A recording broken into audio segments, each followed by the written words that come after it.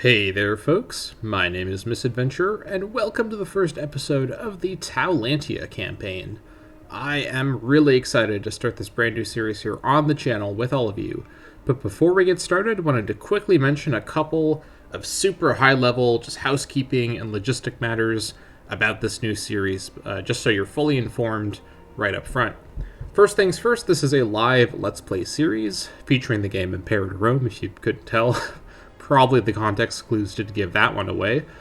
And all the usual pitfalls and shortcomings of doing live gameplay commentary may play a role in this series, so I do hope that you'll be patient with me on that. Additionally, the release schedule for this series is Wednesdays and Sundays at noon, which was my release schedule in the past. But just letting everybody know up front that that's how that works, in case you weren't aware of that before. Additionally, for this series, I'm going to aim at 60-minute episodes. I do have a timer going to help me out in hitting that target, but my mindset here is if I need to end the episode a little earlier or a little later to better fit the pace that sort of happened at the end with events going on or whatnot, my rule is if it's over 50 minutes and under 70 minutes, then that's okay. So within a 20-minute wiggle room area around 60 minutes, but 60 minutes is the target. Additionally, speaking of pacing, I do tend to play this game at a fairly slow pace, and that's been the defining characteristic of my previous work on this channel. It's something I'm going to continue embracing in this new series as well, but I'm going to try and structure it a little differently. And the main thing I'm going to do is I'm going to try and not pause the game quite as often or as flippantly. I used to pause the game all the time to just go on long discussions or rants about this or that. I'm still going to do those things. I'm still going to talk a lot. If you like the sound of my voice, you're in luck with this particular channel. If you don't like the sound of my voice, escape now before it's too late, because you'll be hearing a lot of me in this particular series, and actually in probably all videos I ever make on this channel probably will feature my voice quite a bit. Not sure why they wouldn't. But I'm going to avoid pausing the game in order to do all my talking, and instead only limit my pausing to the 1st of October every year. So along with pausing on the 1st of October every 5 years to reset my omen, which is something I did in my previous series, in this one I'm going to pause on the 1st of October on a yearly basis and use those pauses as a chance to do a brief review essentially of my domestic and international situation. So looking over my budget, looking through my trade goods, looking at the population, maybe taking a look at my demographics, looking over my officers, maybe rearranging them or assigning some new officers if I haven't really been thinking about it in the previous year, and looking generally at the diplomatic situation on a higher level, on a broader scale. Now, all these things are things I'll also do as I just play the game normally as the need comes up, but 1st of October is a designated time to do a full domestic and international review, probably taking a number of minutes at minimum to do all that. So that's going to be the way I approach this. I'm going to not pause during the year normally, unless, and I should also note the other caveat, if I'm dealing with things that are super time sensitive, like troop movements, navy movements, maybe the diplomatic situation changes really, really dramatically and I need to pause just to kind of get my bearings, that's all okay. I'm not prohibiting myself from pausing, but I'm going to try to not pause just to talk or to, note something that I could just talk about while the game runs, as it does. And I should also note I'll be playing at speed 2 in this particular campaign. So that's the other reason I wanted to change my pause behavior, is speed 2 is fairly slow, but it is, it does progress, and I want to make sure that I'm progressing slowly without stopping and starting as abruptly as I used to in the past. Lastly, and this is a carryover as well from my previous campaign, I will try to use the classical Roman pronunciation of words that seem to me to be in a Latinized form. So a lot of the nation names are in their anglicized form. So for example, a good example I like is the word Carthage. That's the anglicized name for what we call Carthage, but what the Romans called Carthago. And so I might pronounce it like Carthago as opposed to Carthago, Carthago, however you'd say the Latin word in an anglicized way. I'll try to say the Latin word in what sounds to me like a Latin way. So Carthago sounds Latin to me. I don't speak Latin, I'm not a classicist, but I'm just sort of playing it by ear, and I enjoy the immersion element of trying to use the classical Latin pronunciation. So if you hear me say a word out loud that seems to be different than how you'd say it in your brain, that's probably why that's happening. Although I should also admit, I am infamously strange with my pronunciation and just general speaking. Perhaps I shouldn't do a YouTube channel where I just talk a whole lot. Probably not showing off my best asset there. But you'll have to subscribe to my OnlyFans for that. Okay, let's not go there. This is the first episode. I've got new people watching. I don't want to scare them away quite yet with my bizarre humor. Let's get started and get talking about the Taulantia campaign situation. So there is a lot to talk about in this first episode. There's a chance I may not even hit the unpause button in this first episode. And yes, I'm serious about that. I genuinely think we may not get there because there's just so much to talk about. Even though I'm not playing a nation with a unique mission tree, with a unique event chain, they don't have any unique heritage even. They're not a particularly well-known nation. And you may have actually not been sure who Taulantia was when you clicked on this video. Some of you may have remembered, but they're a bit of a minor nation. But where they are in the world and what's going on around them and the potential of a Taulantia playthrough is what really got me interested in making this the successor series to the Taulantia campaign. So, who is Taulantia? This is Taulantia here. This little purple nation right next to Macedon, next to Epirus, next to the Greek city-state Apollonia, and the tribal nations of Cowia and Abria. Taulantia is a very interesting nation. Again, not for some mechanical reason, although their starting diplomatic situation, you can already see over here, has some interesting nuances that we'll talk about in this first episode. But because conceptually where Taulantia is and what it has ahead of it. Now, the reason I'm excited to play as Taulantia is because I see them as being on 3 frontiers. I can't show you the region map mode in this starting nation screen, but just bear with me here. The regions of Greece, which is over here, and Macedonia, which is kind of this area, Taulantia is on the frontier of the kind of Greek-speaking world, right? So Macedonia and Greece, obviously the nations of Macedon and Epirus are literally bordering Taulantia. It's also on the border of the Illyrian world up here. The Illyrian peoples, I don't know if they speak a language called Illyrian. Apologies, I don't know that much about this part of the world and its history. But the tribal area, very, very rough terrain, mountains everywhere, barbaric lands of people who, at least the Greeks see as barbaric, I should really say. Of course, barbarism is all relative, but the Illyrian world is unsettled and quote-unquote uncivilized, except for Taulantia. Taulantia is actually, inexplicably, an autocratic monarchy of all things.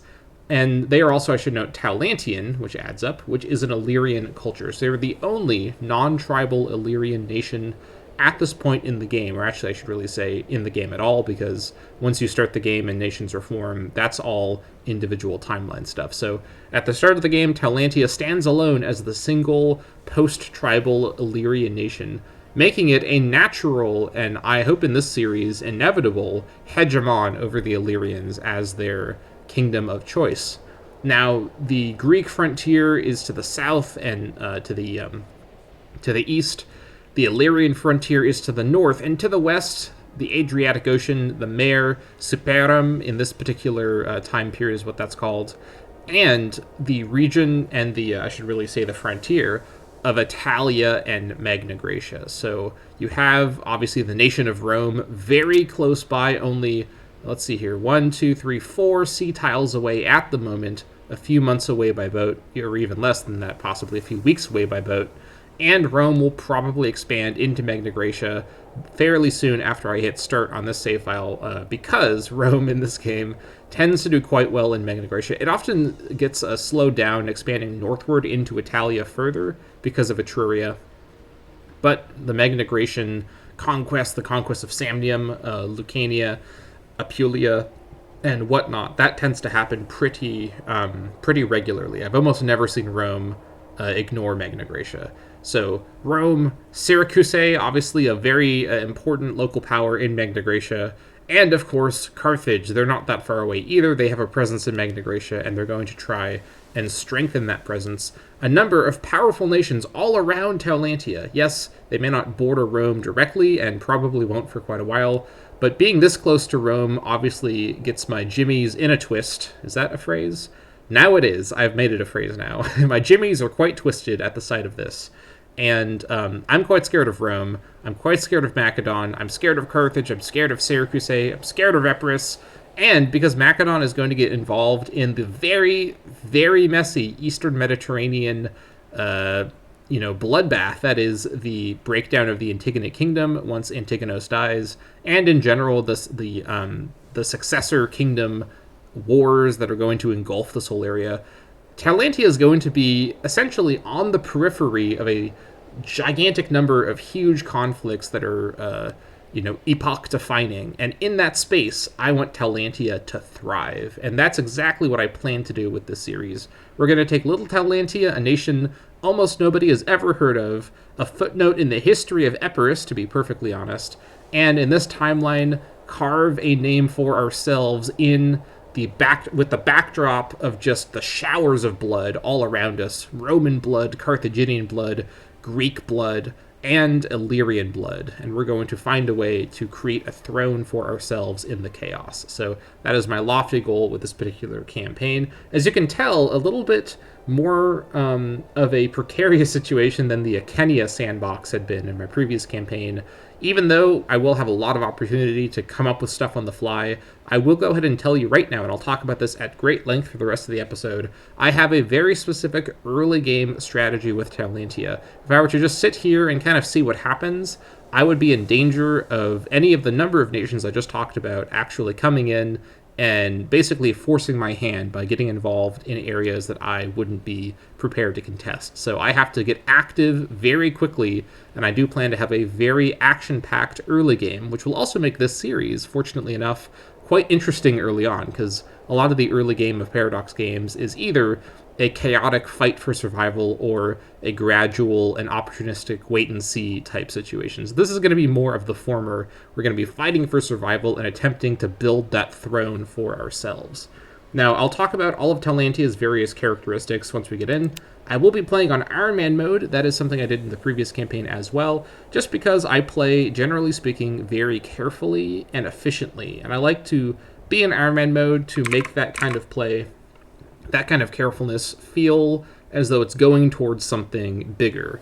I don't want to be able to, even though I don't have to, obviously, I don't want to have any temptation to go back in time, reload a save, and try something again. And because this is all live commentary, if I were to do that, I could potentially trick you all into thinking you're watching my first playthrough of some part of my campaign when really I'm replaying it, and you would have no way of knowing because this isn't live streamed.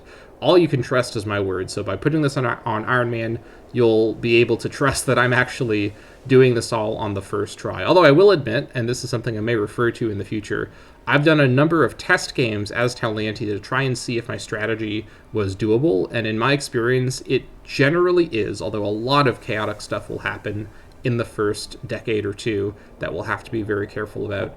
But the basic idea that I'll go for is actually possible. It's just going to be a very, very difficult process that is going to require the maximum application of the min-maxing tactics that I've learned over the course of my time playing this game, and especially in the Achenia campaign, especially in the work that I've done on this channel. So with no further ado, let's go ahead and get into this here as Taulantia. Iron Man mode is on. Start the game. So I'm going to go ahead and name this the Taulantia Campaign. All right, start. Okay, so there's a lot to do immediately, but the first thing I'm going to do is go through each of my tabs one by one and address everything I need to at the start of the game here. So first of all, our name is Taulantia, and that is how I'm going to be pronouncing this. It's possible this could be pronounced alternatively, and I'm not sure if Tau is a very Latinized pronunciation, but again, considering that the naming scheme of nations tends to be on the nation level, their tags have the anglicized names, I would suspect that if there's a Latin version of the name Taulantia, that the spelling I'm looking at right now on the screen is actually the anglicized version, and the Latin version is just something I'm not familiar with.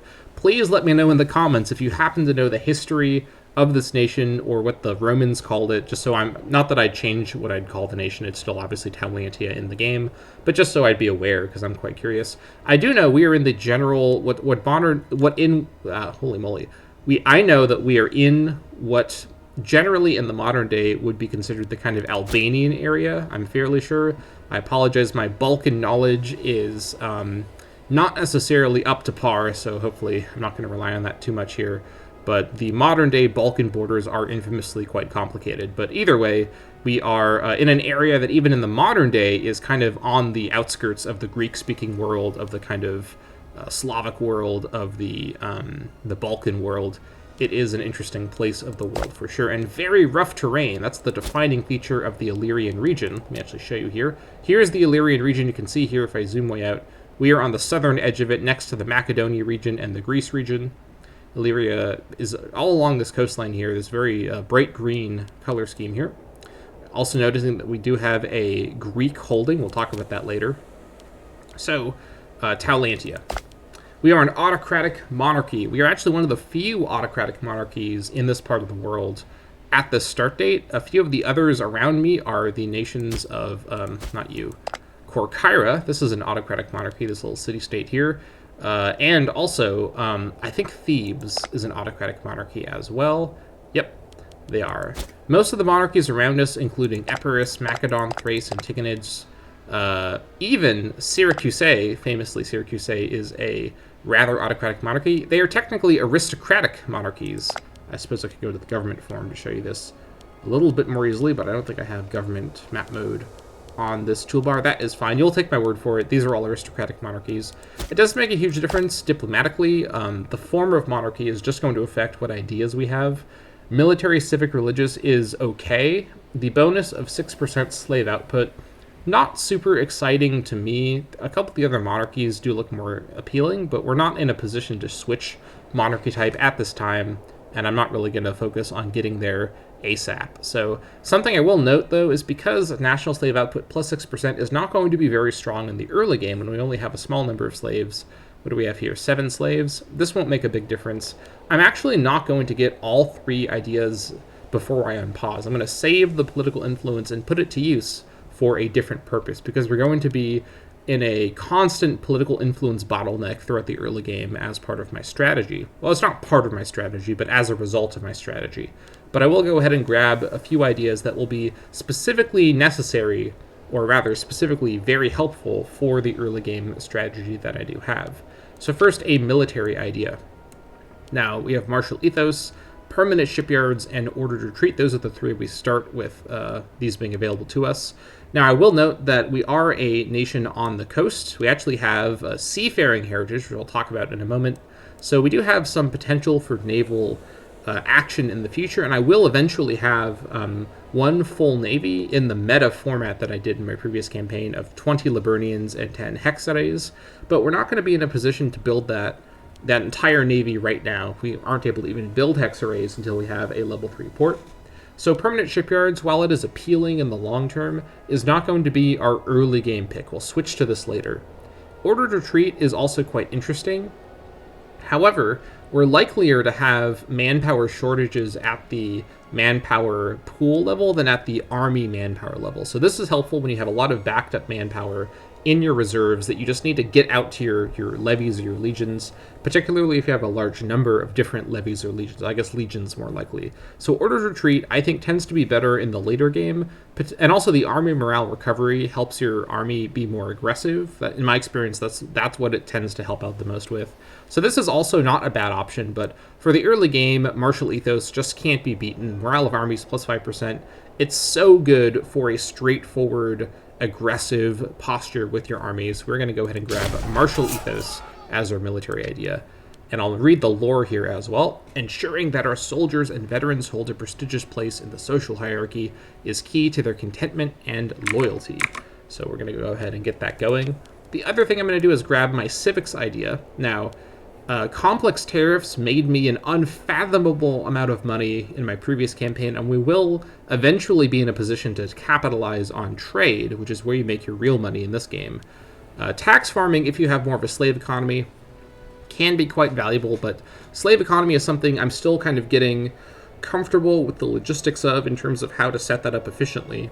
And it's something I'll continue to research into. But for the early game, this, again, is not going to really be super critical. Another reason why I'm not going for the third idea, because slave output here and here are both not super critical early game with so few slaves. However, standardized construction is quite critical. The build time, minus 25%, is very handy for fort building in particular, because that might be very strategic for military purposes. And the build cost is handy because early game, you have so little income. Every gold that you spend has to count, and reducing the gold you spend by 10% on your forts, in particular, the main type of building I'll be constructing in my early game plan. I'm going to hold off on doing infrastructure builds until much later when I'm a bit more secure, but early game, fort building will probably play an important role in my strategy. We are going to grab standardized construction. As our nation begins to require more and more civic buildings, it has become apparent that a standardized method of planning and construction would greatly reduce the cost and time invested. So that's the extent of my ideas I'll go for right now. I'm saving the rest of my political influence for something I'll be doing a little later in this first episode. Again, before I unpause, let's now talk about some of our other modifiers. This power-based stuff we will look at when we look at the character stuff a bit more. We do start with a disloyal character. This is a recurring thing in my test games, so we'll address that in a moment.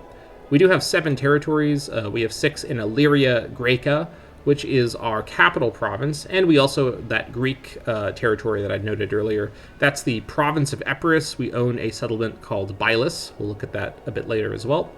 Heritage-wise, we have Seafaring Heritage. I'll admit, it's not my favorite heritage in the game. It's actually probably one of the ones I'm the least excited about. Because national manpower, minus 5%, I really dislike that modifier.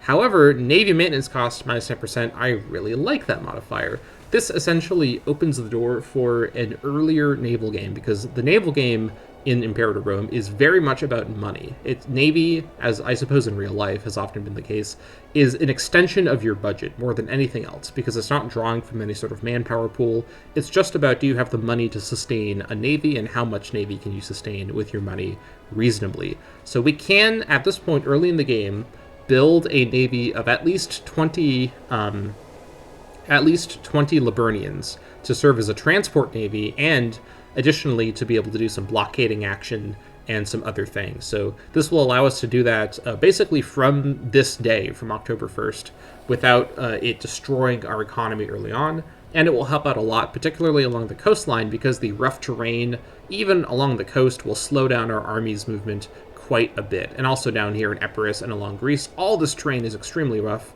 Even the Meganegration terrain, which tends to be a little smoother, more farmland, there's still forests and whatnot, so we're not in a super plain-like area of the world, to be fair.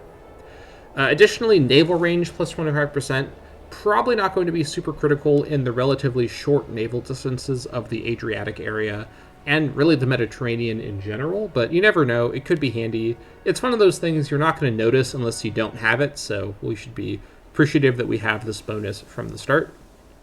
And aside from that, our civ level at base is 25%. That's a pretty good starting place. That's from the base 10% everybody gets. Autocratic Monarchy gives us another 15%. So I think in my previous campaign, I essentially underestimated, or I undervalued how powerful civ level really is. I'm going to really focus on boosting civ level as much as I can. And in fact, I'll tell you already, the religious idea I'm likely to get, because I will get a religious idea because I do want to get this bonus. Even if I don't need it right away, this is still a bonus I'd want to get. I'd probably get state religion for the civ level bonuses and the civ change bonuses, but I'm not going to get it right now because it's not super critical to get immediately. Now, in terms of our general demographics early on, I'm not going to go through it exhaustively in this first episode because there's a lot to cover, because I have to not only go through and do my essentially October 1st review, but actually introduce to you all the stuff going on for Taulantia. We start off with a pretty large number of tribesmen. I suspect that this is to represent that Taulantia is fairly recently post-tribal. Maybe it reformed into a monarchy within the lifetime, of its king. But there's a large number of tribesmen. We do have 7 citizens, 7 slaves, and 14 freemen. No nobles at this time. However, something very important to note is that there's actually a large number of Taulantians living outside of the Taulantian border. The nations of Cawia and Abria are both Taulantian tribes, and their people are all Taulantians, including the people living in their territories that are actually outside of Illyria Graeca. So these are both, all these that I'm clicking on are territories in the region of Macedonia. So just something for us to keep in mind. So there are more Taulantians in the world near us that we don't currently have overlordship over. So something for us to be aware of.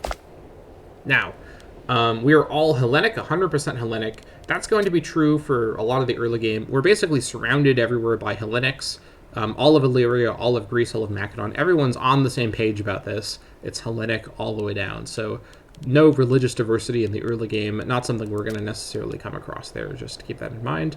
And lastly, in terms of our culture situation, we have 64.44% Taulantian culture, 29 Taulantian population in our nation at the start. The rest is split between Epirotes and Italiotians. Both of these are Greek culture groups. The Italiotians are essentially the Megnogration Greeks, and the Epirotes are obviously the Greeks who live in the Epirus area. So that's the situation there. And the Hellenistic culture group, of course, is different from the Illyrian culture group, which is the culture group that Taulantian is a subculture of. So that's that first page. Let's go ahead and take a quick look as well at the administration page. This just gives a very good, and this is a page I'll look at a lot in this series, something that I don't think I really noticed in my previous campaign until the very end, but I'm going to use a lot more from the beginning. This very cleanly shows you all your current provinces and what's going on wherever you look. Here in Illyria Graecae, our capital province, loyalty is always at 100. Food is at not full right now, but this will go up to full, and we have nowhere near the population or local armies needed to start eating the food here, so we're not going to worry about the food whatsoever. We're on a civilization effort from the start. This isn't the best option for our capital province, although it is a good option by default. Our capital province, because of its maxed loyalty at all times, we can really exploitatively go into something like Bleed Them Dry, something I did in my previous campaign. Bleed Them Dry gives a big tax and commerce boost at the cost of loyalty and local monthly food. Because I'm not concerned about food, and because loyalty here is always at 100%, this essentially gives you free tax and commerce bonuses in the capital province, something that is worth doing, except in this case in which cultural assimilation is worth doing more. Because we have all of our Italiotians are living in our capital province, and a number of Epirotes, I think, are living here too. There's also Epirotes living in Bylis, but essentially, because our capital province is actually not culturally homogenous as Taulantian, and we may take non-Taulantian slaves in upcoming wars and whatnot, I'm going to go into a cultural assimilation, and like in the previous campaign, I'm going to focus on a assimilationist approach for the early game. This may not be my entire game-long strategy, but for the early game, for reasons I'll talk about in just a moment, I am going to try and assimilate people into the Taulantian culture so I can have a larger levy. I will eventually switch to legions, but I will be going for a large, culturally homogenous Taulantian levy strategy for the early game and probably for the mid-game as well. So I'm going to go ahead and immediately switch this to cultural assimilation. I have the political influence to do so. So we've got that taken care of now.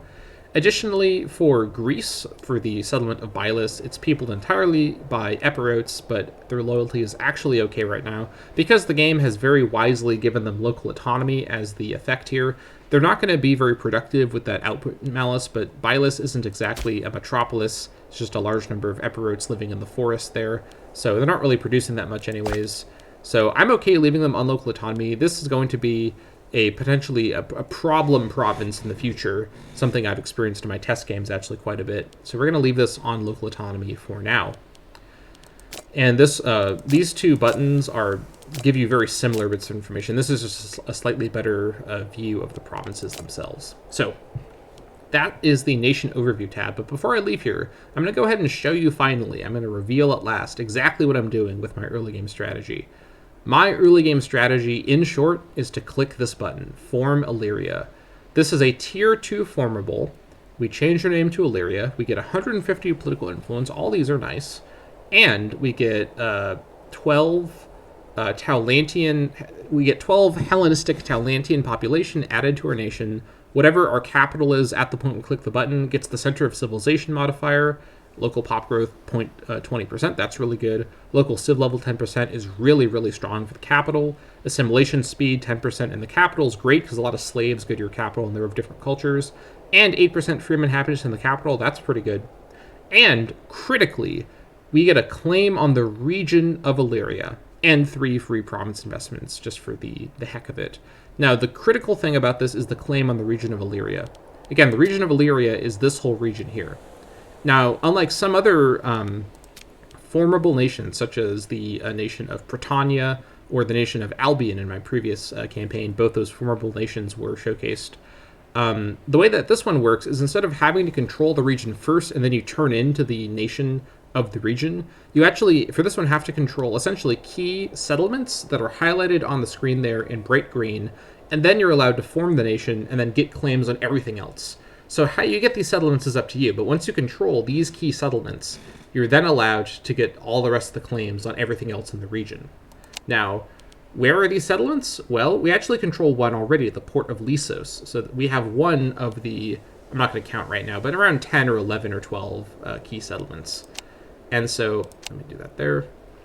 There's Lissos, the port of Buto, the settlement of Luacinian. We have Salonai, Tregorian. We've got the settlement of Adassa, the settlement of Korikin, the settlements of Berkeum, Balawai, Clondate, and Segestica. When we control all of these settlements, we can form Illyria, and essentially the way I'm looking at this is when we click the Form Illyria button, we basically conclude the early game, because once we have claims on the rest of Illyria, we enter a mid-game position where we can then very cleanly and at our own pace take over the rest of Illyria and get into a position to actually start thinking about expanding in other directions. But the reason I'm approaching this as an early game strategy and not simply this is what I should do in the early game and it makes sense to just do this in the background is because with the chaos happening all around us in Greece, Macedonia, Magna Graecia, with all the territory changing that's going to go on around us, I'm not ready to go into these areas and contend with these much bigger nations with much more powerful levies than me. I'm just not in a position to do that with my starting forces. What I am in a position to do is basically fight the rest of the Illyrian tribes, take these settlements, form Illyria, consolidate my control over the region, and basically genuinely become an Illyrian kingdom with control over all of Illyria, all of whom are in my culture group, so I can convert them all to Taulantian culture much more easily.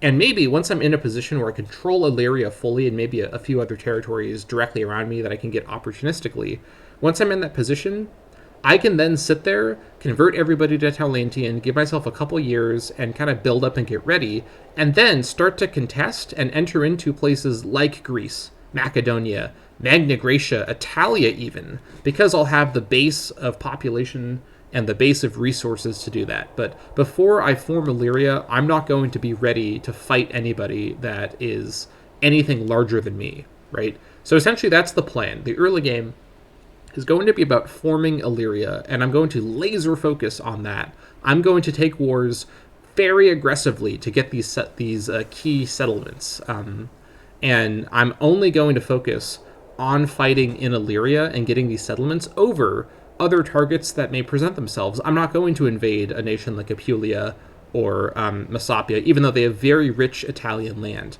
I'm not going to fight Macedon, even if they get absolutely obliterated by the Antigonids and are a present themselves as a super weak target in a moment. I'm not going to do it. I'm going to focus just on Illyria and completely turn my back on everything else. With one key exception, and it's sort of an exception. I guess I could talk about when I get to the diplomacy screen, but I'll just do it now because I'll be clicking buttons before I get there that relate to it. My current diplomatic situation is not neutral. I have an alliance with Epirus from the start. I also have a guarantee of independence over Apollonia, the Greek city-state, who I should note are actually sharing my capital province with me. They're in Illyria Graeca. And because of that reason, I actually want to take over Apollonia. The problem is, with my guarantee of independence, I have to first end that relationship, which creates a 6-year truce that I am not ready to break, because breaking a truce in this game will cost a lot of stability. It's just not worth it for me to do that. What I'm going to do is break my diplomatic relations with Apollonia. In fact, I'm going to do that right now while I'm talking about it. Revoke the guarantee of Apollonia. The Hellenistic city-state of Apollonia should feel unlucky that we no longer feel them worthy enough to have their independence guaranteed by us. Great. So we've done that. We now have a a truce with them until 1st of November 456. And the reason it's 1st of November is because you can't declare war until the 1st of November 450. So it's technically 6 years and then also the 1 month that is tacked on there by default. So truce with Apollonia. Apollonia is also in a defensive league with Corcyra. And so in 6 years, we will attack Apollonia because I want to consolidate control of my capital province, even if that involves fighting a non-Illyrian, because that's just a good thing to do, and that overrides how important it is to just focus on plowing into Illyria as soon as possible. In terms of my relationship with Epirus, I could keep this alliance here and just not fight them. The alternative would be to break the alliance and then fight them in 6 years when the truce runs out. And that might be a good idea. I do plan on breaking this alliance right now. I don't do that at this moment. But I'm not planning to actually attack them in 6 years. I just want to get the timer going because we now have the truce timer with them as well, as you see here, until 1st of November 456. And I should note that that's unilateral. They don't get a truce timer with me because we broke an alliance. It's just us to them. However, Epirus has, and I've already done a lot of research about this, they have a very inward-looking mission tree that involves a domestic struggle between Pyros and another claimant. So they're likely to be too distracted by their own internal affairs to really think about attacking us. And I think the Epirus AI may also have some sort of hard coding to still consider Taulantia not a interesting nation to gain a claim on or to go attack. I've just never experienced in my test games Epirus actually attacking me unprovoked, so I feel fairly safe from them. I just don't want to be their ally as well, because Epirus may declare war on someone in Magna Graecia, or on Macedon, or Rome, or something. Epirus, of course, historically did fight a number of people, including Rome, and to try to colonize and conquer in Magna Graecia. So I want to break the alliance with them to avoid being dragged into a war that I'm not interested in choosing on my own terms, because of course I have a very specific set of goals with my military that I'm going to pursue quite carefully. So that's the diplomatic situation there. One more thing to note is the nation of Cowia. This Taulantian tribe is actually our tribal vassal. Now what this does is they pay us 1 manpower per month, which given we get 16 manpower per month, and then the 1 that they give us per month, that's not an insubstantial amount of extra manpower. We also protect them, we basically guarantee them. They have limited diplomacy. We give them a couple civ level bonuses and a civ change bonus, and they give us a national tribesman happiness bonus, which is quite nice. However, I'm going to end this relationship too. Not because I particularly need to fight Cowia and annex them immediately, although I will be doing that because Skodra, one of their locations, is in my capital province. So this needs to be mine, and there's no way in this game to easily get this peaceably from them. If they just gave me Skodra somehow and they just stayed up here, I wouldn't want to defeat them for no reason. But either way, we're going to cancel this vassal status relationship. And here's the key thing. Canceling that relationship, no truce. We don't get a truce for that. I'm not entirely sure why. This seems to me like an oversight. But we now have no truce on Cowia.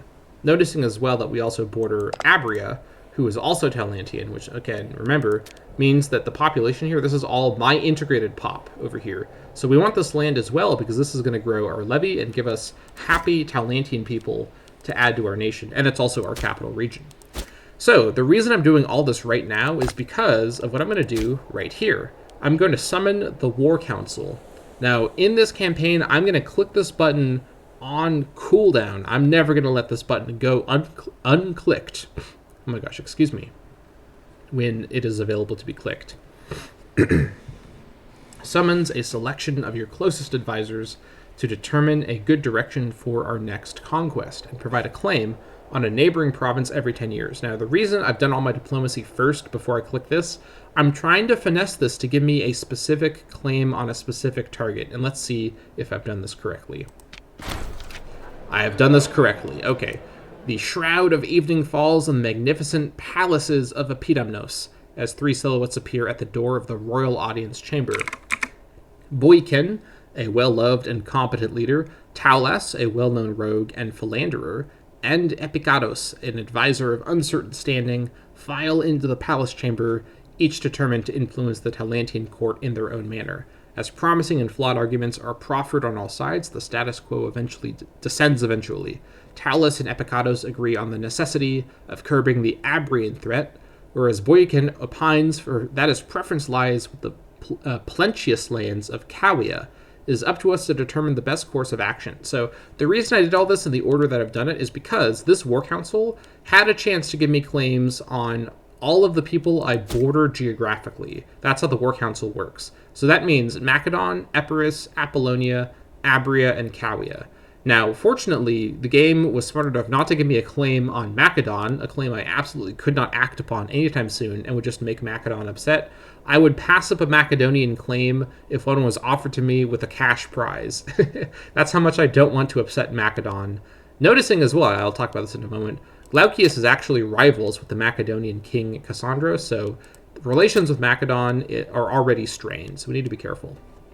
But having a truce with Apollonia and Epirus, I'm not sure if it works like this, but it seems in my experience and in my testing that nations you have a truce with are less likely to be targeted by your War Council, because the War Council, of course, it's a 10-year cooldown. It's completely free every 10 years. It just randomly gives you claims on bordering land, and I think it's affected by who you have a truce with.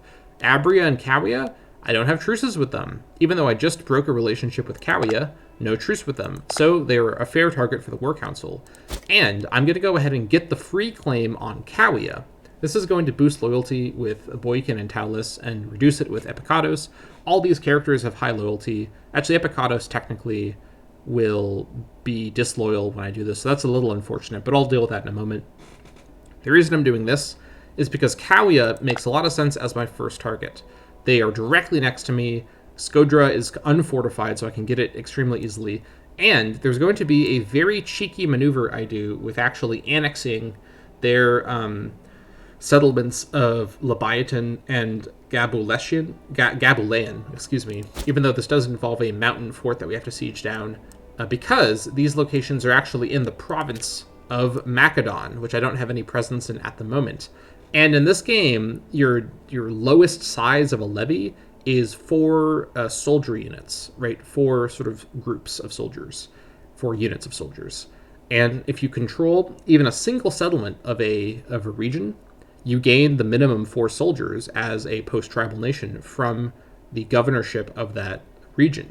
So we can actually increase the size of our army by 50% by annexing land in Macedonia, even if it's just a mountain pass and a forest over here. That's going to count to give us the minimum 4 soldiers. And our other armies at the moment will be at the minimum 4 out of 4, even though, like, notice here, for example, we have I think 7 times as much Illyrian land as we do Greek land, still 4 soldiers from each, because that's the minimum any levy can be. So we're going to prepare for war with Cowia. Critically, and this is extremely critical, the Cowian claim is immediate. We immediately have a claim on Cowia. You can see it right here, which means next month, 1st of November, we can declare war. Cowia is not going to have time to form any relationships before that point. And if they do, the likeliest relationship they're going to form is actually Abria, the other nation we want to target. So we're going to get this claim on Cowia, and we're going to sit on our political influence and hope that Cowia actually allies Abria before we declare war or while we're fighting them. If they don't, we'll then fabricate a claim on Abria and get that going. But we're going to be a little greedy and hold off on claiming Abria ourselves with the fabrication of a claim until we know for sure that Cowia is not going to call them in as an ally and get us a war with Abria for free. Now, we also, we can't fabricate claims on land that's further inland, that doesn't border us, but we can fabricate on naval targets who are navally bordering us, or I should say bordering us by sea. So Daursia up here could be a claim target, and we are going to go ahead and, again, this is a little greedy of me to do it like this, but we're going to fabricate a claim on Daursia. We have 50 political influence at the moment. Get this going, just get a Daursian claim in the works. Cowia feels unlikely to ally Daursia because they don't border them, but if they do, then I'll go ahead and just eat this cost because that would be quite unusual. And the last thing we're going to do diplomatically is set up an alliance with Dardania. Dardania is another target that Cowia could try to ally themselves, and Dardania borders Cowia on the other side, so they can actually come in and help us fight the war against Cowia, which could be handy as the attrition of sieging this mountain fort will eat a lot of our manpower that we desperately need to be very conservative with for our early wars. Let's go ahead and get ourselves an alliance with Dardania. There we go. Now, Dardania makes for a very good ally because they are fully in the Macedonia region. They are not encroaching into Illyria whatsoever. We could actually feed them the Macedonian bits of land of nations we're going to fight otherwise. However, I want to actually control this land myself to give myself that levy. I could just take Leviathan and then give Dardania Gabulian in the peace deal. Oh my gosh, excuse me. I'm getting sick just because what I'm doing here is so filthy. What I'm about to do to the Illyrians, that I'm getting a contagion from it, so I do apologize about that. But a little bit of human sickness won't get in my way. I have great things to do here. So anyways, Dardania, we could give them Gabulan as part of the peace deal, but there's no reason to. We can just take it ourselves. Eventually, we will be annexing places like Dardania when we do turn around and go into Macedonia. But for now, they can be a very handy ally to help us out and distract the enemy AI in those wars. Now, coming back over here to government, let's take a quick look at our leader, Glaucius I Taulantid. He has some very, very good traits. He has victorious. Glaucius has become a byword for glory. Long may he vanquish his foes. That's monthly popularity plus 0.10. That's pretty good for a monarch. And attraction as heir doesn't matter because he's already the ruler. Monthly stab change plus 0.08 is quite nice, though, and I will be taking advantage of our extra stability gain. He's also a founder. Glaucius has visions the likes of which have not been seen since the days of Solomon, Romulus, or the great pharaohs of old. Should note as well that he's also personally friends with Pyrrhus, for what that's worth. Anyways, back to founder. That's attraction as heir again, that's not going to matter. Great wonder construction, not going to be of note in the early game for us, if at all. Local citizen output, and that's going to mean effect as governor basically means in Illyria citizen output. That's handy because Illyria is where our integrated pops are going to live, so that's where I want my citizens to be, my Taulantian citizens. Effective ruler, build cost minus 5%. That's quite handy, makes forts and other buildings even cheaper. And again, monthly stab change plus 0.02, only good news. He's also got 8 martial and only 4 finesse, so he's not the best governor, but he's a fairly decent general for the early game here. He also has a wife, Barawaya Otid, who does not, I believe, boost any of his stats because she's not got any stat that's better than his. But as the consort, she doesn't have any loyalty problems. She has no traits at all. No need to worry about her. We also do have a large number of children. Taulus, who we met earlier in this episode in that event, is our eldest son. He's the master of the guard. And in terms of stats, you can see what they are here. All these characters start with no traits at all, but they're going to gain them over time as just events happen. So we'll keep an eye on that and check in on every October 1st to see how that's developing. His younger brother is Pleritas, who's the researcher at the moment. And then his younger brother is Siros, who's 22, and has the same stats exactly as Pleritas, confusingly. They have 2 younger sisters. Gentiana is 18, and Teuta is 16. Now, in Greek Illyrian culture, it is a bit more patriarchal than the Achenia culture of my previous campaign, so only men are allowed in my offices. I don't prefer this. I'd rather that all my characters are available because that just increases the number of smart characters and competent characters to assign to offices. I'll be stuck with slightly less competent, entirely male governments here, so we just have to kind of work around that. It's basically hard mode, so we have to deal with the reduced number of possible candidates and the fact that many of them are just not going to be as strong as if we had twice as many characters to work with. So we could switch around some of these officers to potentially min-max things, but we're going to leave that alone for later because I have a lot to do still in this first episode. In terms of laws, this is the standard kingdom-type law system. Nothing to look at the moment, so we're going to leave that alone. Now, over in economy, we start off with a balance of 1.81 per month, so that's a good starting place. I'm going to go ahead and actually leave army maintenance at this, even though I would normally decrease pay, because we'll be going to war in the next month, so no reason to reduce our morale for no reason. Fleet maintenance I will reduce, even though I do technically start with some ships. We'll go ahead and actually do my naming scheme for my Achenia campaign. I like to call my navies Classis 1, or a number, in this case 1, and then name them after the port they live at. So this navy is going to live in Epidamnos, our current capital, Epidamnos.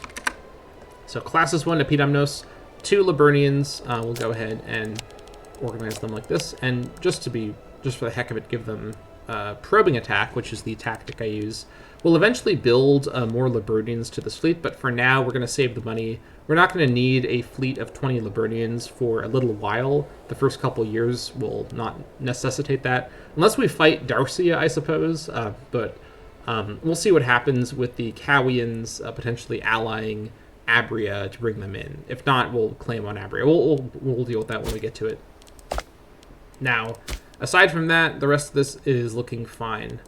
Religion-wise, I'm not going to go through every single deity available to me. What I will say is you start as Taulantia with not the best combination of deities in your roster here. Poseidon is okay, but not super great for our early game situation. Hephaestus is basically just flat out bad. I don't think holy moly. I don't think Hephaestus is a particularly strong or well-tuned deity. Fort maintenance minus 10.30%. Maybe in the late game that'd be good, but this, as an economic bonus, doesn't compete at all with Hades, who I'm going to switch to when it is sensible for me to do so. Actually, I could probably switch to Hades right now. Yeah, actually I can do it right now. So we've just switched to Hades. So build cost minus 5%. That's passively going to improve our build cost all the time. I was going to wait to do any building until I had Hades up, so now I can build, so that's good to see. And I can click on Hades as the omen for national tax if that so moved me, which it probably won't for a while. What I will do for my first omen is actually go with Hera for the province loyalty plus 0.04. Even though all my provinces are currently loyal, there is going to be disloyalty in the early game, and we're going to actually deal with province disloyalty quite a lot because we're going to have a lot of problems with war exhaustion. With my very aggressive plans for the early game, we're going to be fighting against war exhaustion and manpower shortages basically the entire early game. So one of the effects of war exhaustion that isn't immediately obvious is it really, really, really strongly affects province loyalty. So even though my capital province of Illyria Graeca is going to be permanently loyal, any other provinces I have, including the one that I currently have, Epirus, are going to have disloyalty problems that are going to sort of spiral out of control if I don't address them. So I'm going to go ahead and grab Hera here, not for her effect right now, but for her effect within the next 5 years, even if it's not going to make a big difference at the moment. She is the sister wife of Zeus, the god of the sky, and the patron goddess of family, marriage, and childbirth. As one of the 6 children of Kronos and Rhea, she was swallowed whole by her father right after birth, and eventually released when Zeus tricked his father into releasing all his siblings. As one of the most important of the 12 Olympians, she is called upon on her own, as well as with her husband. Many newlywed couples look to her for her blessing, both for fertility and the well-being of their children. Hera is a recurring antagonist in a lot of the stories involving the bastards of Zeus, as she tries to take revenge on the offspring of her husband. Okay, so that's that. Also noting as well, Invoke Devotio. We're going to be clicking this button a few times in the early game. I'm going to give you that a heads up already. For my test games, this became an important part of the strategy. I'm not kidding about war exhaustion creeping up on us in the early game, especially without the technologies that I had in the Taulantia campaign before war exhaustion ever became noticeable.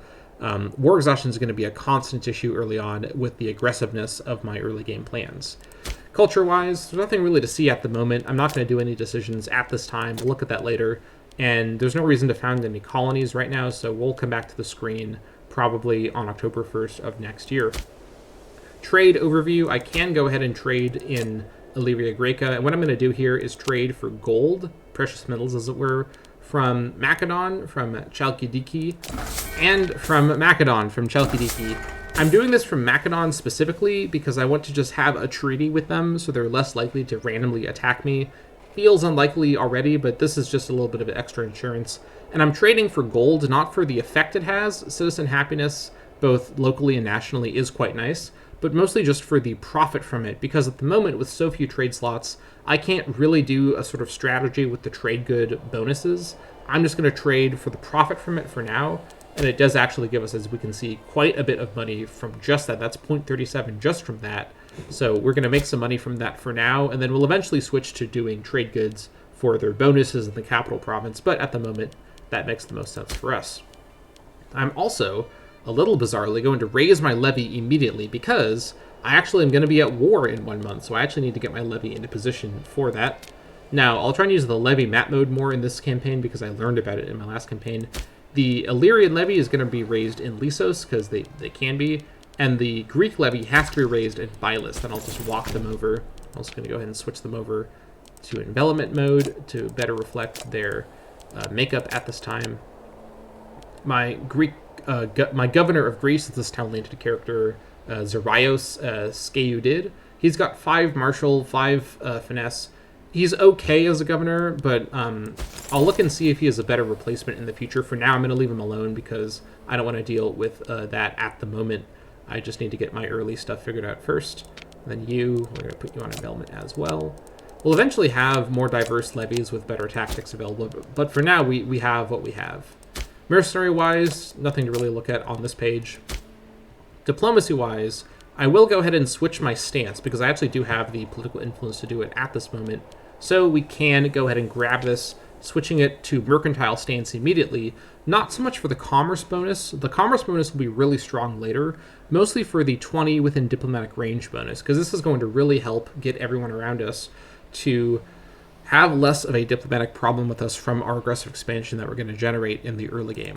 So let's grab mercantile stance. A mercantile diplomatic stance means that all efforts are focused on making new trade deals as well as increasing the profitability of existing ones. This has the following effects. So it does these things. Already out of political influence, that's fine. We're going to be gaining it over the course of time. And actually, that reminds me, I'm going to quickly tell Glaucius about scheme influence to get extra political influence gain. This is something someone recommended I start doing in my previous campaign. So this time I'm going to try and do this by default. So that's going to help out there. Technology-wise, we have no techs at the moment, and we have the researchers in place. My son, Pleritos, is the least competent researcher. In the next episode, we're going to do some officer rearranging just to maximize things, but for now, I'm going to leave that alone. Character-wise, I've already noted my ruling character, Glaucius, and his immediate family. In terms of the great families, the Taulantid family is the ruling family, with Glaucius as its family head. There's also, in this game, the Strabinid family and the Agurid family. And we have here Labios Strabinid, who is actually the disloyal character. As usual, family heads are perpetually disloyal because of their power base.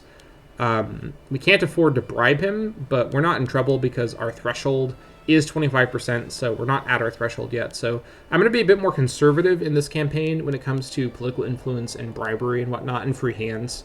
I guess free hands isn't really a political influence matter, but, in general with loyalty, if I'm not actually in danger of crossing the Civil War threshold, it's not technically problematic to have a disloyal character unless they're an officer, a governor, a general, or an admiral. If they're just a family head who doesn't have any government position, they can't actually hurt me from being disloyal. It's just going to worsen my threshold problems. So that's fine. The other family head is Carbos Agurid. This guy is on the verge of disloyalty. He's the other technically almost disloyal character. But again, not much we can do about this right now. We'll leave that alone.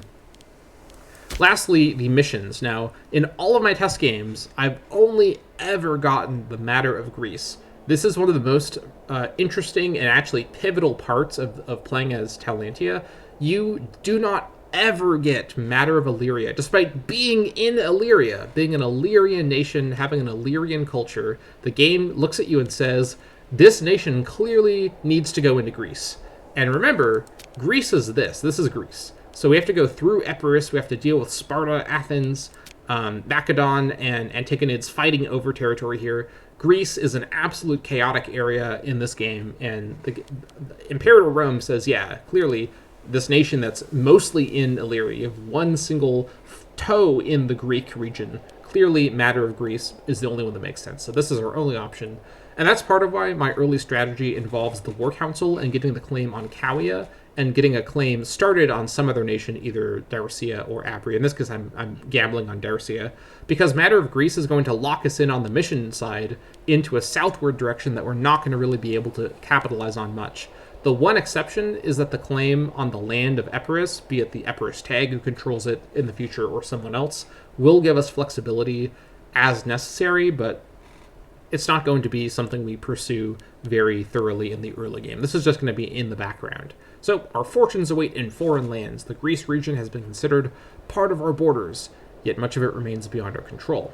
Make sure that it is brought under our influence one way or another. Start mission. We're going to consult the court, and this always gives us these same claims. It's very bizarre.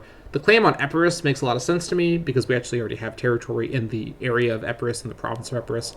And then it gives us a claim on Crete. Yes, that Crete. I don't know how this makes sense to anyone, but okay. And then on Cyclades, which is these islands over here. So a little bizarre that it picks these provinces way over here, but that's fine. The control of Epirus mission would give us a claim actually on Aetolia, which is this next one down here. So if we actually just fight Epirus, it'll give us claims that take us southward in a more natural way. So getting only a claim that is actionable on one place actually is fine for us. So we'll consult the court in 1 year. We'll get the claim on Epirus for what that's worth, and we'll have that in our back pocket if necessary. Having the claim on Epirus is unlikely to make Epirus actually attack us the way that I worry a claim on Macedon can make Macedon get crazy ideas. That being said, Macedon is probably less aggressive than I'm worried about, and I'm just being overcautious for no reason.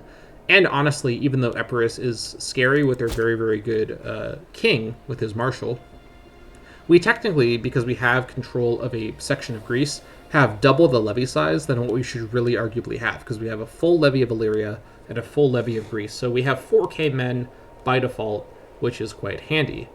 And with that being said, I think we're essentially now ready to unpause. And that's going to be it for this episode, because we are at the hour mark and I want to respect the time limits I've set for myself. So you can see why I said we're probably not going to unpause in this first episode. I really hope you enjoyed watching this very frantic and explanatory opening episode. As you can see, I've put a lot of thought into what I'm doing with this campaign, and I have a lot of big plans, even as my voice has given out near the end of this episode here, because I was already a little under the weather, and talking this much and this excitedly has definitely drained my energy, but that's okay. We're going to drain the energy of Illyria into our coffers and into our population, as it were. It's a very weird way of putting that, but either way, we do have some plans with Illyria, and as you can hopefully see, I'm taking this campaign very seriously, and I have a very specific vision for the early game. So please give me feedback in the comments. I would love to hear your feedback, either as someone returning from the Taulantia campaign or a brand new person to my channel and my content.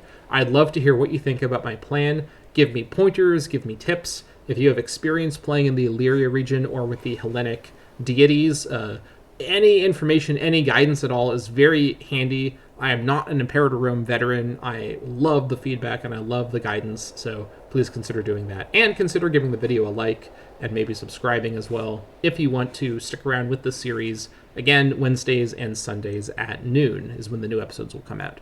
So with that being said, thank you so much for watching this first episode of the Taulantia campaign. I will see you all next time.